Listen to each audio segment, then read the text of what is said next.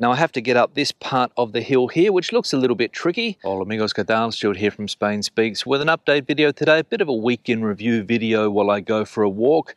Do something different today. I'm going to go cross country. The objective is going to be to try to get to the top of that hill behind me there with the dog.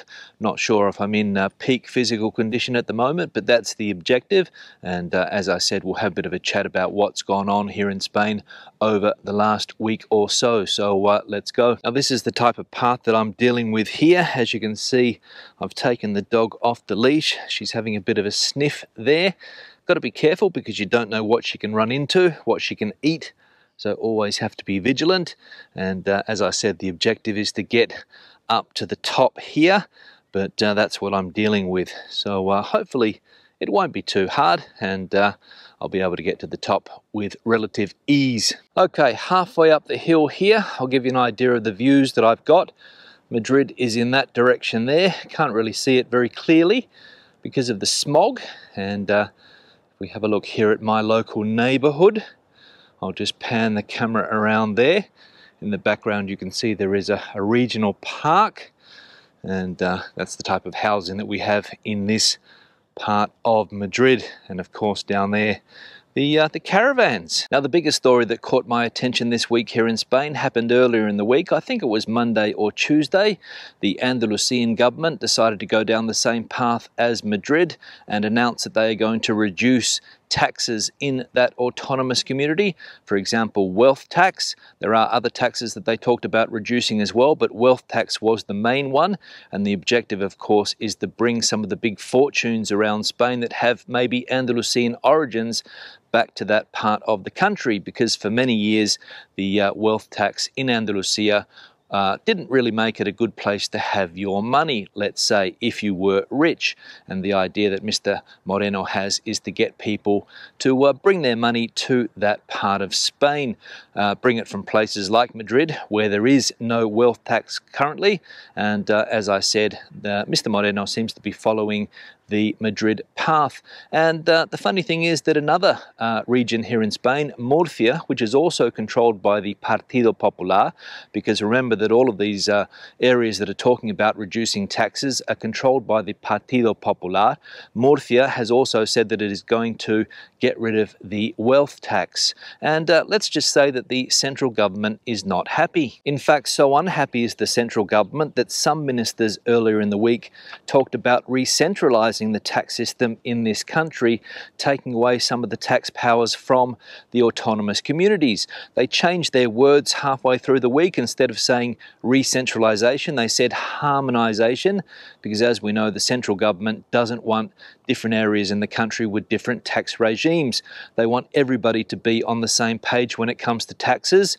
Lots of taxes, of course, because as we know, that's their style. The more taxes, the better. And of course, the wealth tax, which is what Andalusia has got rid of, Madrid has got rid of, and Murcia is now going to get rid of, is one of the things that the socialist government does not want to happen. In fact, I think the central government here in Spain has been quite open in recent times, saying that they need to tax the rich more and not the opposite. So that's why they're not happy. And this whole centralisation or decentralisation debate here in Spain, pretty difficult to understand, because you get the impression that the central government wants to decentralise some things, but they don't want to decentralise other things, for example, taxation. But maybe it's too late for that. I was reading an economist's point of view, quite a prominent economist here in Spain, and he said that it's a good idea to do this, to have competition between the autonomous communities, because then you can see what works and what doesn't. If you have a system where everybody's on the same page, you don't really know if anything works or not. You just have to accept it. But if you get places like Madrid with different tax regimes, places like Andalusia with different tax regimes, and it is successful, then maybe you can change the model in other parts of the country as well. That's the idea. Spain is a country that has been decentralising over the last 20-25 years or so. As we know, back in the day, it was a completely centralised country. Everything was controlled from Madrid, but that's changed. And as we know, we have the 17 autonomous communities set up, which do make things a little bit complicated. And of course, as I said before, It's not really clear what the government wants to decentralise and what it doesn't want to decentralise. But in my opinion, I think they have to embrace fully the decentralised system, take more power away from places like Madrid. But hey, it's a debate. Let us know what you think about the topic. Now I have to get up this part of the hill here, which looks a little bit tricky. The ground doesn't look very stable, but let's give it a crack. See if we can get up the hill here. The dog's halfway up. She's not having any problems. But whether I get up or not is a different story. Okay, I'm stuck here. Let's see. All right, there we go. Didn't prove to be too hard in the end. And up here, the views get better and better. Now, there's been a few comments left on the videos in recent times about people complaining about the cost of car hire in Spain, people complaining about the cost of hotel rooms, people complaining about the cost of flight tickets, all of these things, because as we know, inflation is out of control and these things have been affected. People asking me what's the best way to get the best deals when it comes to car hire or car rental in this country. And to be honest, the only way I think you can get a good deal is to use a VPN. Now I use NordVPN and I'm going to talk about my experience with NordVPN because they do work very well and it does allow you to get better prices when it comes to things like car rental, flight tickets and things like that, because you can change your IP address and that is the key. So what happens is that some countries have cheaper car hire rates than others. For example, if you hire a car here on the ground in Spain, you'll pay more. But what you can do, for example, is go to a United States website, another European Union country website, or a British website and check out the different prices that they offer you. Because what a VPN allows you to do is connect to a server in another country. For example, if you're living here in Spain, you can connect to a server in the United States and pretend that you are buying the product in the United States and therefore get a better price. And that will also work when it comes to looking for better deals for plane tickets and also hotel rooms. But again, you need to have a VPN. I'm currently looking for plane tickets to Australia and it's amazing how prices fluctuate according to your IP address. Nord currently has a special offer that you can access with the link in the description box below. So take advantage of that offer and check out NordVPN for yourself. Now, another piece of news that caught my attention this week was the huge fine that was given to delivery company Glovo, Glovo, by the Labour Ministry. Some 79 million euros was the fine, and apparently it's because Glovo has not been adhering to Labour rules and regulations, especially when it comes to hiring workers. Before 2021, before a new law was passed that year, the rider law as it is known, people could hire workers as false autónomos, false self-employed if you like, meaning that you were working for the one company but you paid all of your social security contributions.